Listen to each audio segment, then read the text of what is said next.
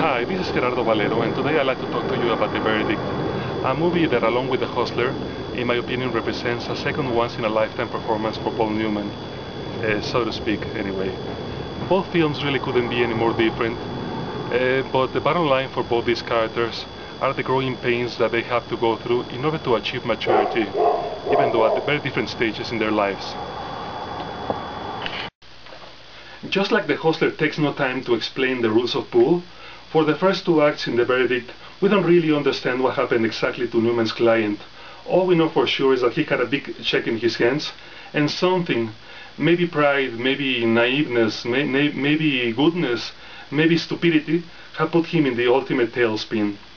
Now, there are no pure villains or heroes in The Verdict.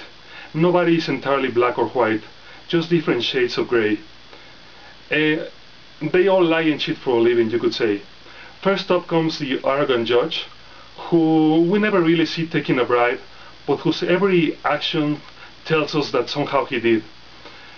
Next up is the Prince of Darkness, the lawyer played by James Mason, who truly is a genius at his work, at his profession, and who will do anything to win a case.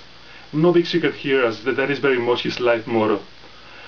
Following comes the Charlotte Rampling character, whose life predicaments have pushed her into doing something truly abominable, so much that neither her pain nor her regret will gain her redemption, or the audience forgiveness for that matter.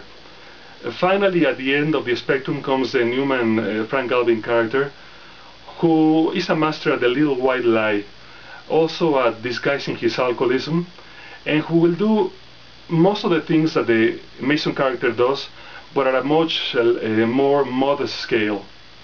Now, after watching The Verdict, I really wonder why it is that we root for the Newman character so much.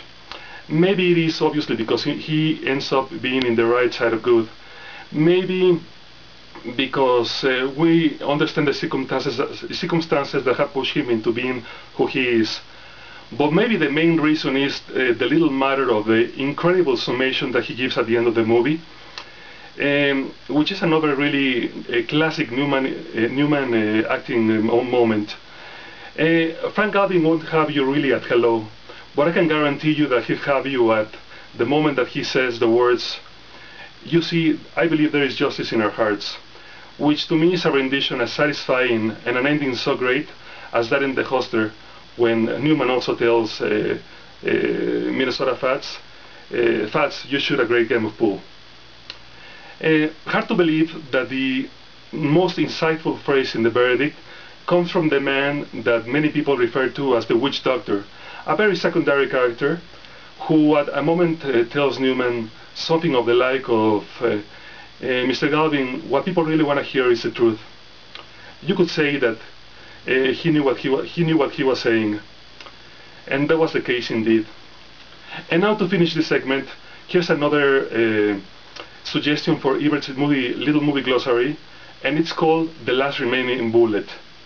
When we see an extended gunfight between the hero and the villain in a movie, and you see the hero checking the chamber of his pistol to check how many bullets he has left, that number will invariably be 1, no more or no less, the necessary amount of bullets to finish off his nemesis.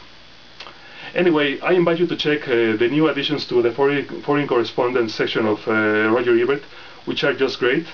And until next time, el balcón está cerrado.